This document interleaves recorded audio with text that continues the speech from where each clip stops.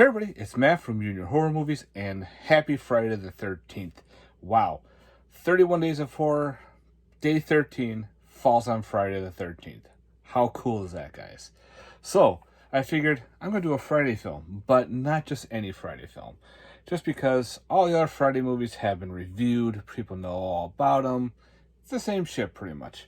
How about we do a film, we figured, like say, part 7, what happened to Tina? Do we know? Well, let's do a fan film that says, we know what happened to Tina. The movie we're talking about is called Roseblood, a Friday the 13th fan film. Now, what Roseblood is pretty much a continuation of part 7. Now, remember, this is a fan film, so it's pretty much from fans to fans. And with this one, you have, again, Tina is now older. She's still in a government facility. And it's actually played by Laura Park Lincoln. She is the one that's having memories of what happened in Crystal Lake. She's having visions of the doctor there, Cruz, who's actually played by the original character who played Dr. Cruz there. Oh, Jesus. I know I was going to draw a blank. I should have looked it up. But, again, Terry Speakus makes an appearance in this as well. Yeah, everyone's going to probably be saying his name. But anyway, Laura decides to go back to her past, pretty much, where she has a memory of what happened in the facility. So now we have a very younger Tina, pretty much right after part 7. She's now in this government facility where they house her and they're trying to, make her use her powers.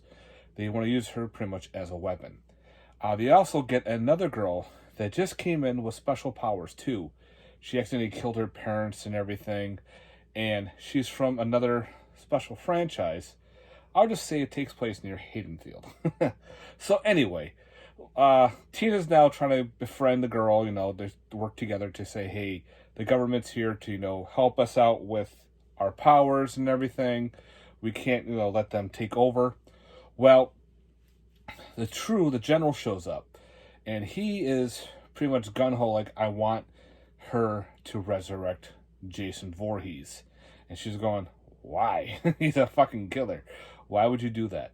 They want to get Jason Voorhees because they want his rejuvenation powers. Because they want to make, like, a super soldier serum based off Jason's DNA. People get killed, he comes back to move on. Perfect for a soldier killed in action. They figured if they can get a hold of Jason, contain him, study him, and get his, somehow use whatever he has, these powers to, become indestructible, immortal. Whatever they can figure out. So pretty much, in doing so, they ended up resurrecting Jason Voorhees between her and the other girl from Haydenfield. Well, Jason is now on a path of destruction and comes through the government facility doing his thing, hacking and slashing up anybody who gets in his way. Soldiers, scientists, special ops are all on this.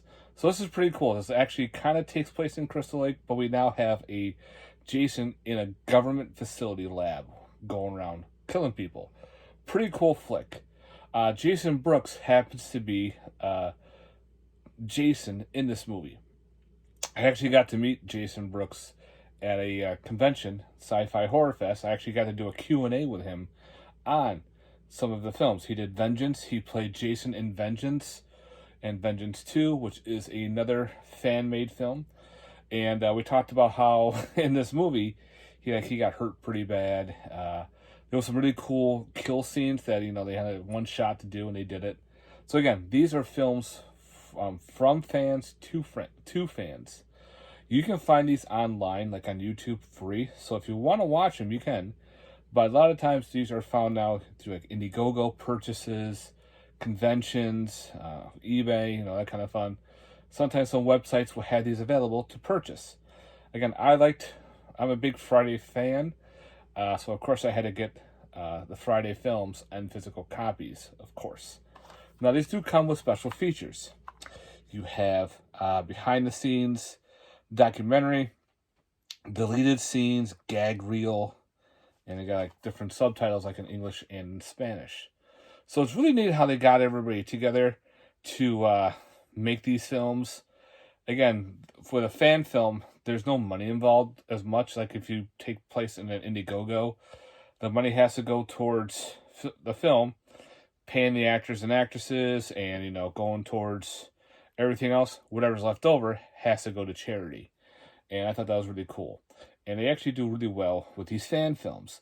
I've done a video before showing off all my Friday the 13th fan movies, so definitely check that out. But again, I had to do a Friday the 13th film for Friday the 13th. So I figured, let's do a fan film. Not a lot of people talk about these, and it's great, especially during a Friday the 13th, 31 Days of Horror Friday the 13th edition. So yeah, guys, definitely check out Roseblood. This is the continuation of Friday the 13th Part 7. So I had a great... Part 7 is one of my favorites. 4 and 7, for some reason, those two I can always go back and forth. So anyway, highly recommend checking out Roseblood, guys. Let me know if you thought, have you seen this? If you haven't yet, I said go on YouTube. Type this in. They're all on YouTube. Have yourself a good time watching these and enjoy. All right, guys. Thanks very much for watching. I hope you enjoyed this review. Let me know in the comments down below your thoughts on Friday fan films or fan films in general. Are they worth it? Do you like them? I know I do because I'm a fan. And that's actually pretty cool shit that they do in these movies. So yeah, guys, Roseblood, Friday the 13th fan film. Again, let me know in the comments, guys. Thanks very much for watching. Stay tuned for more. Peace.